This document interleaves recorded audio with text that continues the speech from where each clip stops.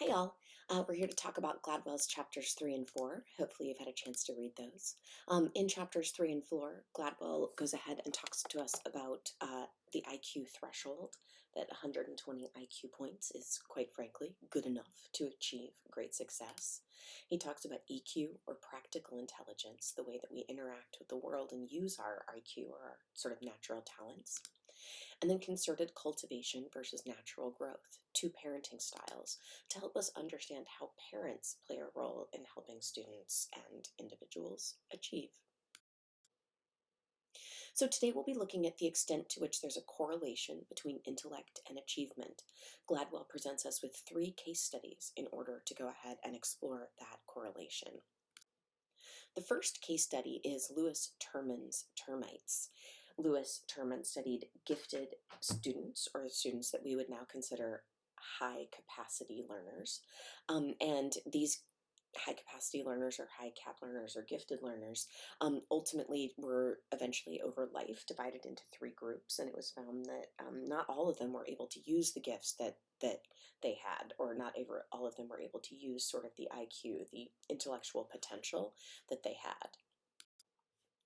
Now, I just need to take a second with this picture of Christopher Langan. This is Christopher Langan. Now, if you've read, and you might have imagined what Christopher Langan looks like, but dude, here he is with like stars in the background.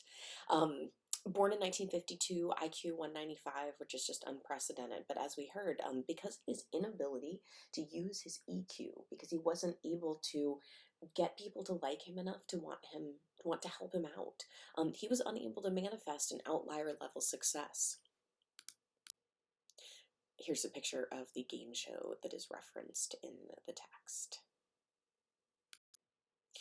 Julius Oppenheimer, another very odd picture there, but I think deserves it a bit. In this particular case, Julius Robert Oppenheimer ultimately, though he did at one point attempt to murder one of his teachers, was able to be incredibly successful in school and was eventually called the American Prometheus. Now, we've explored the Prometheus myth when we looked at Mary Shelley using it in Frankenstein. Mary Shelley called Victor Frankenstein a modern Prometheus. So think about what it would mean to have the inventor of the atomic bomb be called the American Prometheus. It's kind of an interesting title. Anyway, Oppenheimer was charismatic. He had EQ, and therefore he got the opportunities he sought. Part of that was as a result of the fact that his parents were able to cultivate opportunities for him, to curate a range of experiences so that he's able to explore what he wants to in life. So we want to consider, right? IQ definitely is about talent, right? It's about the idea that like there's a certain amount of potential academically within you, and that may or may not alienate you as an idea in and of itself. But EQ, you can increase your EQ with additional preparation. You can learn to be more social, more charismatic. You can learn to get new opportunities for yourself to manifest those things. And also, you're going to appreciate that there is a part of EQ that comes naturally to some people, and they then would have it as a talent. Not everyone would have it as a talent. But as we can see, EQ is deeply impactful, probably more so than IQ, in outlier level success. The last piece that Gladwell wants us to consider here is different parenting styles. Now, certainly, everybody's experience of their parents is totally different. Best of luck going forward, everybody. Everybody, remember, parents have parents too. But consider concerted cultivation and natural growth as 2 aspects of the way that your parents can interact with you. So we're considering, how is the interaction of parents a part of achieving your potential? Well, concerted cultivation means, like we said, we're trying to attempt to get you to be the best you are and actively working towards it. Whereas natural growth is parents really like allowing their kids to be pretty free range, to let them grow and develop on their own. So the question, of course, is, right, We've got a couple of different journal entries that you can use to process these information. So on the next couple of screens, you're going to have an opportunity to write to one of these three journal entries, and I'd love for you to do about a page on turnitin.com.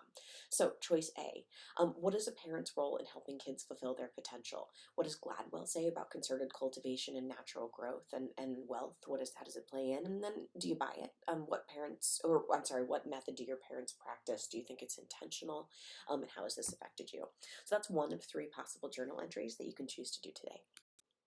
A second journal entry would be this. I think that every one of us probably appreciates that there's times when we could have been less awkward. I mean, I certainly know that that's true of me, even in the time since I woke up today. So what I would say is you might go ahead and you might intentionally consider the ways that your EQ can be increased. What aspects of the emotional quotient do you need to improve upon to kind of, you know, not get out of your own way, but pave a clearer path for yourself, right, in order to be successful in the ways you want to be. So you can journal to share either anecdotal evidence or your thoughts. That's choice B. Choice C is considering Gladwell's writing style, because I think you've read enough at this point to be able to go ahead and to analyze a bit. Remember, you're not ready to quite evaluate, right? You can't be like, because you don't know how it concludes. But with this, right, the analyzing the style he uses, point of view that he uses, the diction that he uses, the dominant conventions he uses, the different types of interweaving of sort of structural support for his big ideas about talent, preparation, and opportunity. So if you'd like to do this, feel free to go ahead and analyze the style Gladwell is using while he writes. Okay, so those are your three journal entry options. If there's something else you'd really rather write about, something you've been considering, feel free to go ahead and shoot me an email today, and I'll do my best to respond to go ahead and approve that. So choose a journal entry, and off you go. Submit to turnitin.com before tomorrow morning, guys. Thanks.